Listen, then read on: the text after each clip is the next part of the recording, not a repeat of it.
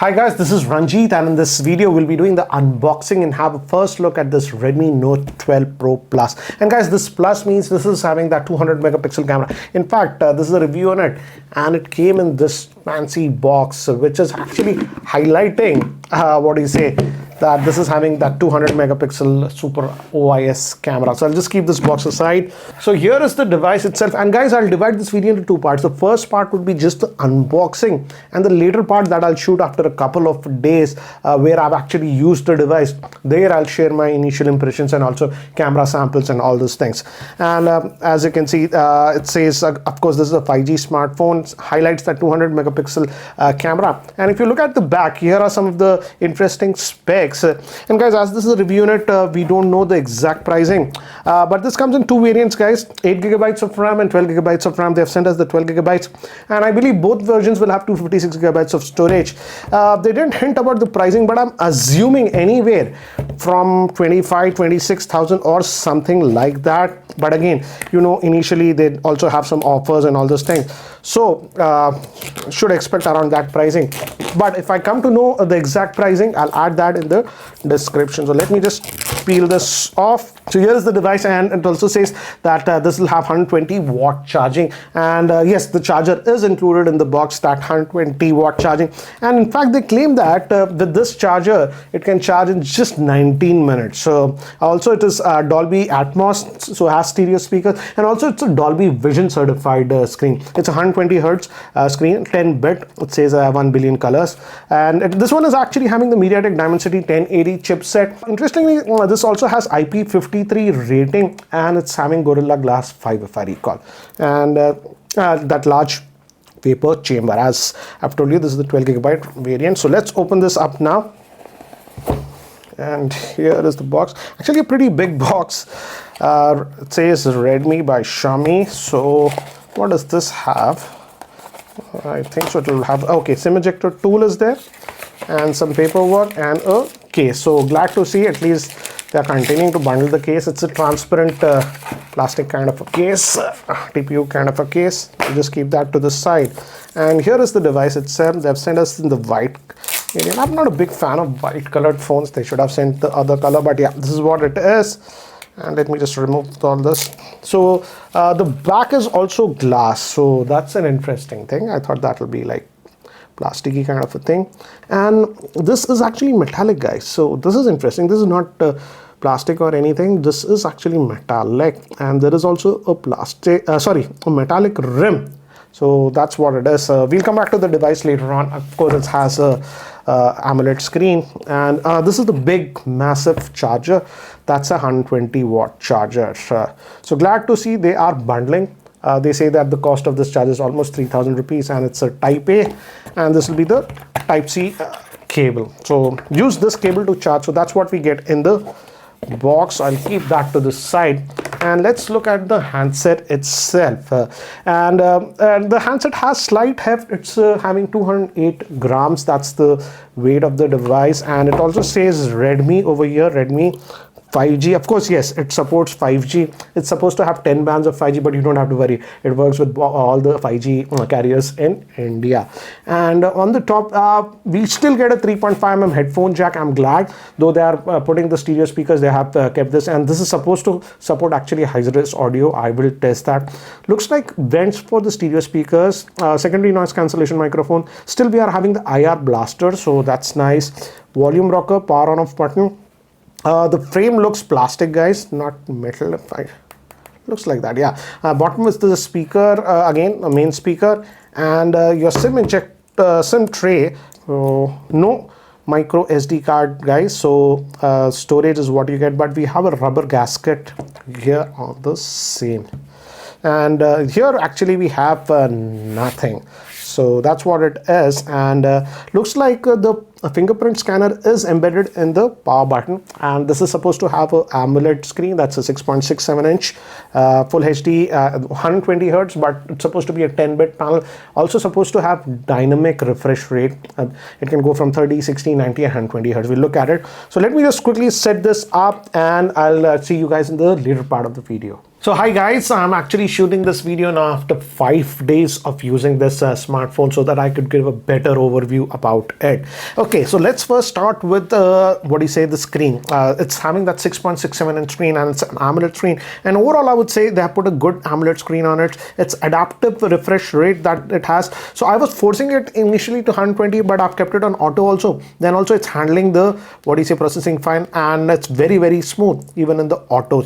So that way they have optimized it well, and the screen quality is good. Outdoors it's decent. It goes up to 900 nits, so it's not the brightest if you compare it with flagship, but adequate, I would say. So that was actually a good thing. Now coming to the user interface, again it's a Xiaomi phone, so it comes with MIUI 13, and still I would say it has cleaned up a lot, the MIUI, but still there are some bloatware. For example, this more apps, these are all the bloatware on this one, and apart from that, again some Xiaomi specific apps you will still find.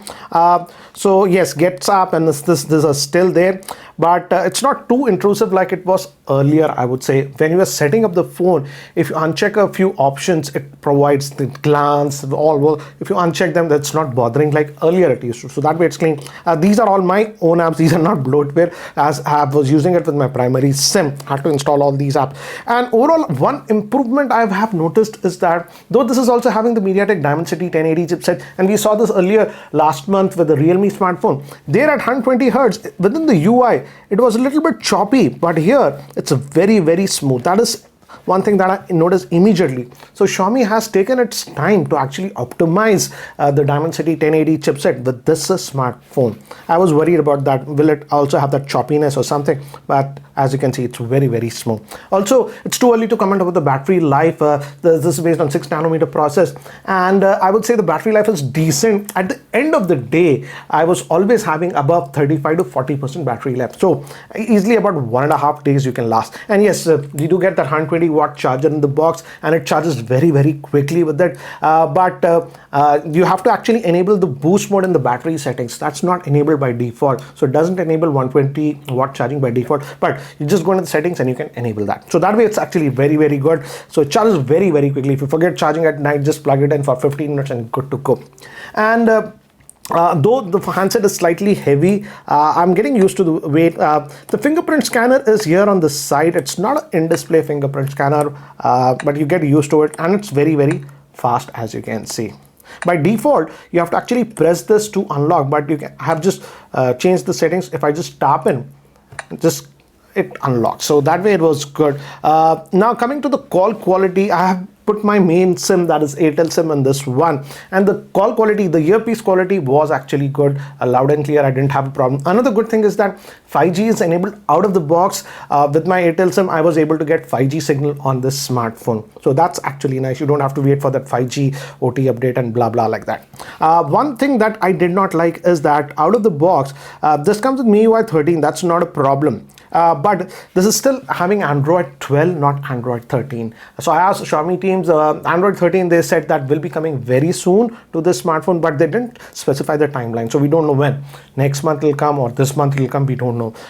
But the thing is that Xiaomi is only promising next 2 years of next 2 Android upgrades. So Android 13 and 14 only this will get, and not Android 15. But they promise next 4 years of security update. So that's what it is regarding that. And again, it's typical MIUI, though they have cleaned up a lot. I feel there is a scope of improvement still in cleaning up some of the bloatware. I hope they do that with Android 13, because they were hinting that when I met the Xiaomi officials last month, they hinted that with Android 13, they will clean up a lot more stuff. Okay, now moving to the memory management was also good. Again guys, this is the 12GB RAM variant that I'm having, and I didn't have any issues of RAM management. The apps that you want in memory are there in memory, don't get booted out. Truecaller didn't have an issue. With MyGate I didn't have an issue, and all those things. And Twitter I use often, as you saw, it's always in memory. So that way they have optimized it well, and the UI feels very, very polished on this one. So they did take time to actually optimize it. I hope it stays like that with Android 13 update. Big thing about this phone is definitely the camera, and it's a camera centric smartphone. We have the triple camera setup. The main is that 200 megapixel Samsung sensor, and I've taken a lot of camera sample shots in varying light conditions. I'll show you. And then we have an 8 megapixel ultra wide. I was a little bit unhappy that it's just 8 megapixel, but some of the shots that I took, they have optimized it well. We don't have that color shift generally what we have from main camera to the ultra wide. But the last camera is sadly again a 2 megapixel style. Sadly, we are stuck with that. But glad it's not a depth sensor, because that is totally useless. But it's a macro 2 megapixel. But I wish it was a telephoto. But that's what we have. Front is again a 16 megapixel camera that we're having, and let me quickly just show you the camera interface. It's not very different, I would say.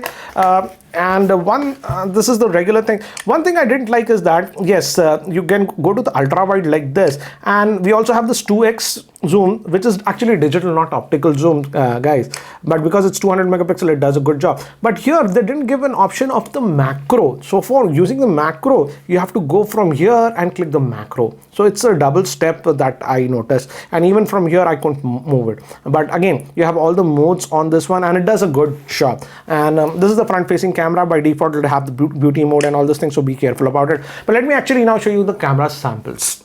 Let's start with some outdoor shots, and as expected, outdoors it does actually a very good job. The dynamic range is also good. This is with the regular lens, and this was with ultra wide. Even with the ultra wide, there is no color distortion, which is a good thing to see. As the main 200 megapixel is f1.65, you get this natural background blur. The dynamic range is also very good. Notice the background, the outdoor is also not blown out. Even in low lighting situations, as you can see with these samples, it actually did a very good job. So definitely the OIS is helping here.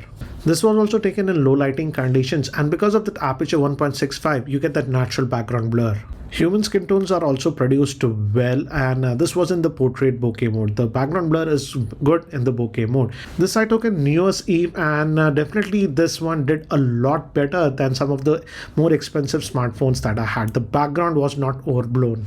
And here are some selfies taken with the 16 megapixel front facing camera. Now recording with the rear facing camera, and this is set to 1080p. Just wanted to see the stabilization first at 1080p, and as you can see at 1080p, looks like the stabilization is good, though I'm just walking. Now what we'll do is we'll shift to 4K and see if there is any difference. Now shooting the video in 4K, this is at 4K 30 FPS, and I'm walking.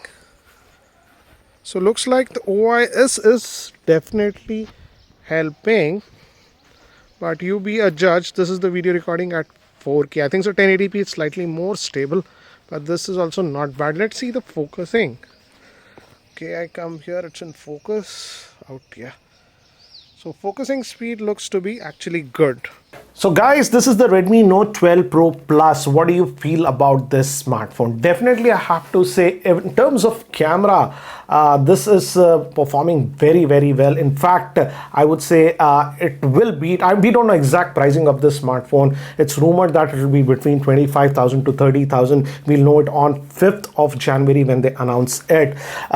So definitely I would say in terms of camera smartphone, the camera performance is very good. They have taken their time to optimize the main 200 megapixel camera. It's not just the hype, because it was New Year's, I was using this a lot. I had even other expensive smartphones with me, and many of the sample shots that I took came out better with this one. So definitely camera is the highlight of this one. But again, we just don't know what is the pricing of this smartphone. I'm hearing that it will be priced close to about 28 to 30,000, and that's again quite a bit of premium.